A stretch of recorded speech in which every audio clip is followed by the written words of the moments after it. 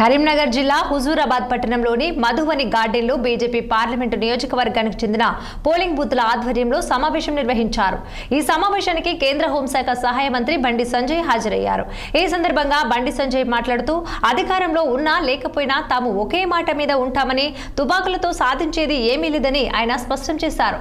ప్రస్తుతం పౌర హక్కుల సంఘం నాయకులు కూడా మావోయిస్టుల ఉనికి కోల్పోయిందని చెబుతున్నారు. ఇక మావోయిస్టుల కారణంగా చనిపోయిన కుటుంబాలు తిండి కూడా లేక అల్లాడుతున్నాయని, కానీ అర్బన్ నక్సల్స్ కు ఈ బాధలు పట్టవని విమర్శించారు. అర్బన్ నక్సల్స్ సోషల్ మీడియాలో రెచ్చగొట్టడం వల్ల నిరపరాధులు ప్రాణాలు కోల్పోతున్నారని ఆరోపించారు.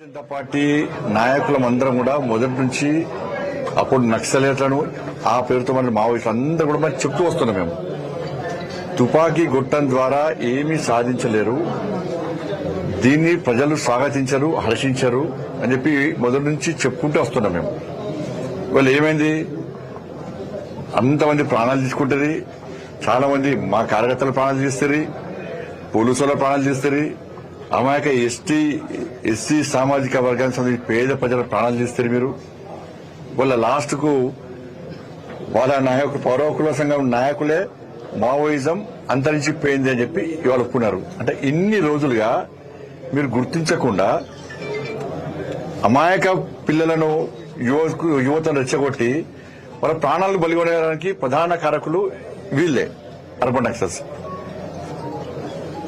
ఇవాళ దానికి ఏం కారణం చెప్తారు, మీరు ఏం సమాధానం చెప్తారు?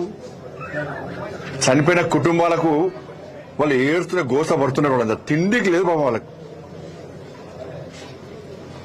వీళ్ళ తెలియదు, వీళ్ళ అర్బన్ నక్సల్స్ వీళ్ళ తెలియదు, తల్లిదండ్రుల బాధలు తెలియదు, వాళ్ళు పడే బాధలు తెలియదు, భర్తలను కోల్పోయిన భార్యల బాధలు తెలియదు, భార్యలను కోల్పోయిన భర్తల బాధలు తెలియదు, పసిపిల్లలు మైనర్ పిల్లలను కూడా తుపాకీ పట్టించి జంగల్లో తిప్పినటువంటి ఈ మూర్ఖత్వ సిద్ధాంతం మంచిది కాదు అని చెప్పి గుర్తించకుండా అంతా జరిగినాక అంతరించిపోయే టైంలో అంతరించిపోయింది అని ఒక పులిస్ స్టాప్ పెడితే సరిపోతుంది. అది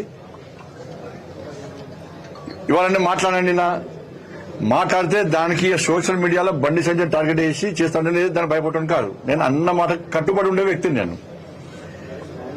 ఇవాళ అర్బన్ నక్సల్స్ మీరు ఇక్కడ ఉండి మీడియా ద్వారా, సోషల్ మీడియా ద్వారా రెచ్చగొట్టి ఇవాళ అమాయక ప్రజలను మాయమాటలు చెప్పించి రెచ్చగొట్టి వాళ్ళని మోసం చేసి వాళ్ళ ప్రాణాలు కోల్పోవడానికి ప్రధాన కారకులు మీరే.